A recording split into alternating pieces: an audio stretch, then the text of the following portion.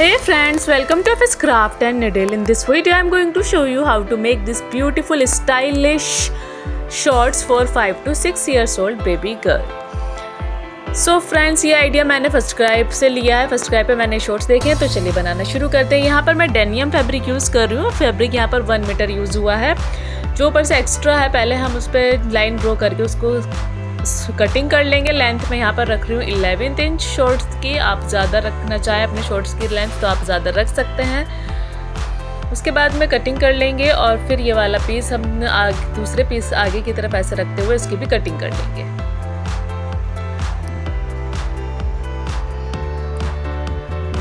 With इसकी मैं रख रही हूँ 18 इंचेस या 47 सेंटीमीटर। क्रोच लेंथ मेजर करने के लिए मैं इस तरीके से मेजर करेंगे वेस्ट से, और फिर किसी प्लेन सरफेस पर इस तरीके से मेजर कर लेंगे। यहाँ पर मैं 9.5 रख रही हूँ। 1 इंच हमारा जो है ऊपर से इलास्टिक में भी आएगा। तो क्रोच हमारा जितना भी आता है उसमें मैं 4 इंच प्लस करके रख रही हूँ। आप अपने हिसाब से कम या ज़्यादा कर लीजिएगा, पर 4 इंच अगर हम प्लस करके रखते हैं तो हमारा कंफर्टेबल बहुत अच्छे से बनता है। बीच में मुझे प्लेट्स लगानी है, तो यहाँ पर मैं 4 इंचेस की गैप रखने के बाद में 1.5 इंच की यहाँ पर मैं प्लेट्स रख रही हूँ, और उसकी जो लेंथ है मैं 4 इंच रख रही हूँ। इस तरीके से मार्क करते हुए चारों तरफ हम मार्क कर लेंगे, और स्केल से मैं स्ट्रेट लाइन भी ड्रॉ कर लूँगी। मार्किंग मेरी कंप्लीट हो गई है। अब जितने 4 पीस हैं, 4 के 4 पीसेस पर मैं इसकी मार्किंग कर लूँगी।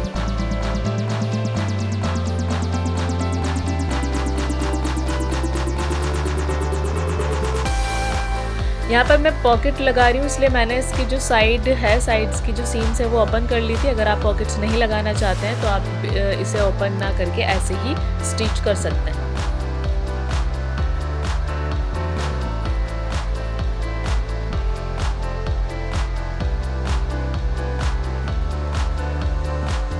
यहाँ से यहाँ तक हम इस तरीके से रखेंगे, और मैं इसको पिन से सेट कर लूँगी। पिन से सेट करने के बाद में हम इसे मशीन से स्टिच लगा लेंगे।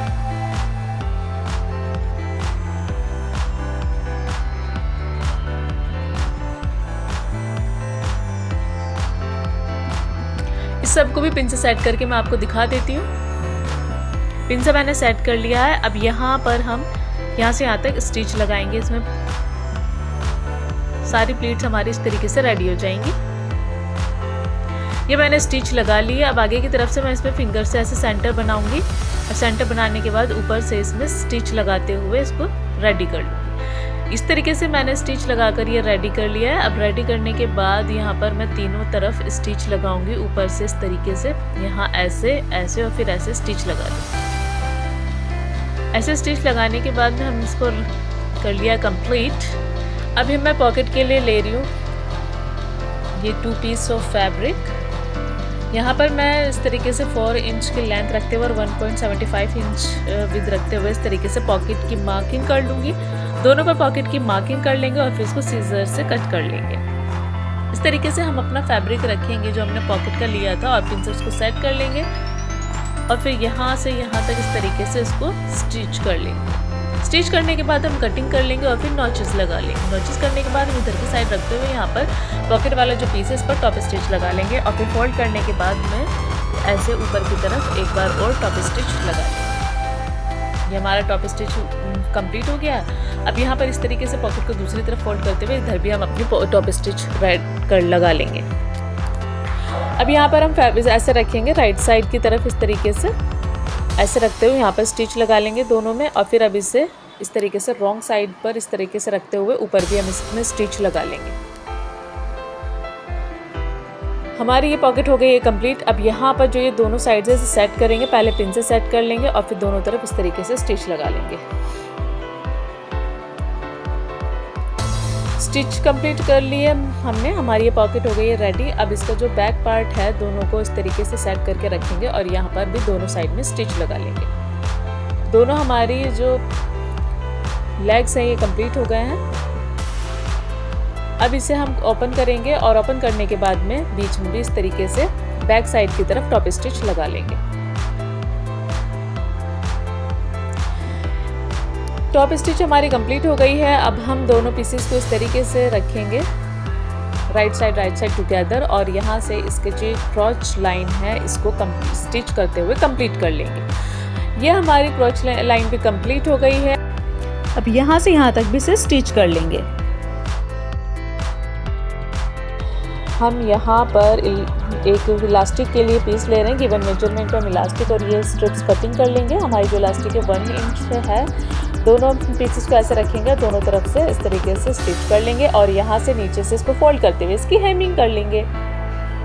हेमिंग कंप्लीट हो गई है हमारी और ये हमारी सारी स्टिचिंग कंप्लीट हो गई है। दोनों पीसेस को हमने आपस में जॉइंट कर लिया है। अब हमारी जो स्टिच है इसको फैब्रिक लगाकर इसको भी हम स्टिच कर लेंगे और इस तरीके से इसे हमारी जो इलास्टिक है इसमें जॉइंट हो जाएगी। ये वाला गोल वाला जो पार्ट है नीचे की तरफ रखेंगे और इस तरीके से यहाँ पर ऐसे रखते हुए इधर पे इस तरीके से यहाँ और इसमें ऐसे स्टिच लगा लेंगे। एक बार मैं आपको मशीन से भी करके दिखा देती हूँ। बहुत इजी है ये। इस तरीके से स्टिच लगा लेंगे और इलास्टिक को पीछे की तरफ से खींचते हुए हम अपनी ये इलास्टिक की पूरी स्टिचिंग कंप्लीट कर लेंगे। इलास्टिक की स्टिचिंग कंप्लीट हो गई। इस तरीके से खींचकर हम जो अपने गैदर्स हैं उसको सेट कर लेंगे। अब यहाँ पर इसे ऐसे रखेंगे और ऐसे रखने के बाद में चारों तरफ से इसमें स्टिच लगा लेंगे। चारों तरफ स्टिच हमारी कंप्लीट हो गई है। अब हम इसमें अंदर की तरफ इसे रखते हुए इसमें टॉप स्टिच लगाएंगे और इलास्टिक में भी हम बीच में इस तरीके से ऊपर से टॉप स्टिच लगा लेंगे। दोनों हमारी टॉप स्टिच हो गई है कंप्लीट। अब यहाँ पर मैं ये लेस ले रही हूँ जिससे मैं थोड़ा सा एम्ब्रॉयडरी लुक दूंगी। यहाँ पे मैंने छोटी फूल वाली और बड़े फूल वाली मैंने यहाँ पे लेस यूज़ करी। इसको मैंने कटिंग कर लिया और मैं यहाँ पर बीड्स का यूज़ कर रही हूँ। इस तरीके से मैं दोनों फ्लावर्स को रखकर इसमें बीच में बीड्स लगाकर अपने ट्राउज़र में इसे लगा दूँगी। इससे ये हमारा बहुत ही ब्यूटीफुल और एम्ब्रॉयडरी लुक देता है। इससे हमारे ट्राउज़र में और ज़्यादा इसकी जो खूबसूरती है वो बढ़ जाती है। और इस तरीके से मैं पॉकेट में भी इस तरह बीड्स लगा लूँगी। इस तरीके से हमारा ये शॉर्ट्स बनके रेडी हो गया है and it is looking very very beautiful. आप चैनल सब्सक्राइब कर दीजिए। आपको वीडियो पसंद आती है तो प्लीज़ वीडियो को लाइक कीजिए, शेयर कीजिए और चैनल को सब्सक्राइब कर दीजिए। Thanks for watching.